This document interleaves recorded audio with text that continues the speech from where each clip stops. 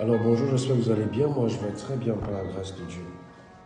Alors, il y a une image qui traîne depuis sur les réseaux par rapport au prophète Joël Tatou, sur les statuts des chrétiens, de nombreux chrétiens que je fais que voir là.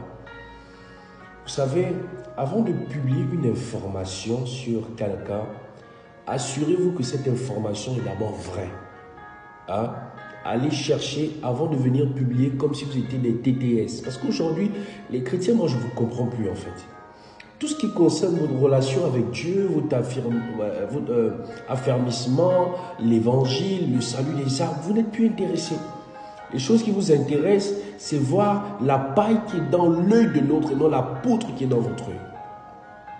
Voici ce que Romains chapitre 14, à partir du verset 4, va dire. Il va dire ceci. Qui es-tu toi qui juges un serviteur d'autrui? S'il se tient debout ou s'il tombe, cela regarde son maître. Mais il se tiendra debout car le Seigneur a le pouvoir de l'affermir. Tu n'es rien. Je viens vous rappeler que vous n'êtes rien. Vous qui vous permettez de publier des informations sur les serviteurs de Dieu, qui tombent dans la fornication, qui demandent l'argent, ça ne te regarde en rien. Ça ne vous regarde pas. Moi, je suis allé vérifier le site internet du prophète Joël Tatou. Ce n'est pas un prédicateur que je regarde, je ne le regarde pas, parce que moi, je suis évangéliste, je ne suis pas très attiré par les messages des prophètes. Donc, je suis allé, j'ai vérifié toutes les rubriques. Il n'y a jamais une option qui est écrit « Rendez-vous avec le prophète Joël Tatou, 200 €, 10 minutes ». Mais chrétien, moi, je ne vous comprends pas. Vous n'avez pas des informations, vous ne savez pas si c'est vrai ou faux, vous vous permettez de publier avec des grands solos statuts. Vous n'êtes rien sans la grâce de Dieu. Arrêtons ça à un moment donné. Arrêtons ça. Tout le temps, ce sont les mêmes choses. Vous cherchez ce que le prophète Joël Tatou a fait, ce que le pasteur Marcelo a fait, ce que X a fait, ce que Y a fait. En quoi est-ce que ça vous concerne?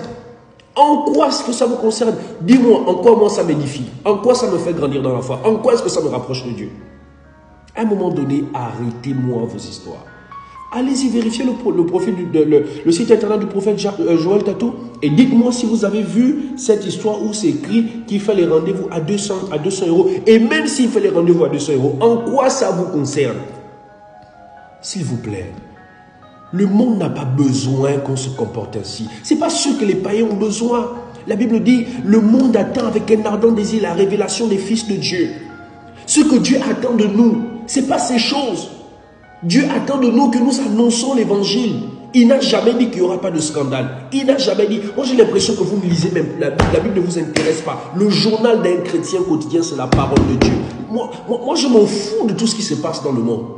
Je m'en fous de ce que les pasteurs font, les prophètes font. Je peux parfois très rigoler, mais il y a des trucs que j'évite de faire. Vous allez me dire, l'esprit juge de tout, je ne sais pas, l'homme spirituel. Toi, si tu étais un homme spirituel, tu devais te taire sur le péché d'autrui parce que tu n'es pas mieux que l'autre. C'est la grâce de Dieu qui nous garde. C'est Dieu qui nous garde. Paul a dit, il n'y a même pas un seul juste sur cette terre, même pas un seul. Faites attention, les amis. Faites attention. Évitez ça, évitez ça. C'est un serviteur de Dieu. Moi, je reconnais le prophète Joël Tatou, c'est un serviteur de Dieu. C'est un homme qui a l'esprit de Dieu. Il agit par ses convictions. Si c'est vrai, c'est lui. Si c'est faux, c'est lui. Moi, je m'en fous, mais arrêtons de salir l'image des serviteurs de Dieu, de grâce. Bonne journée.